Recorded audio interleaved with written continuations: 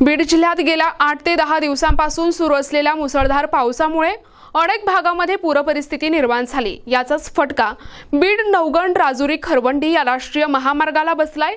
नवगण राजुरी येथील पुलाचे काम अपूर्ण असल्यामुळे जवळपास 50 गावांना जोडणारा हा महामार्ग गेल्या 8 दिवसांपासून वाहतुकीसाठी बंद आहे। या महामार्गावर नवगण राजुरी जवळ नदीवर मोठा पूल तयार केला जात आहे। त्यामुळे प्रवाशांच्या सोयीसाठी नदीतून एक छोटा पर्यायी पूल आणि रस्ता तयार करण्यात आला होता।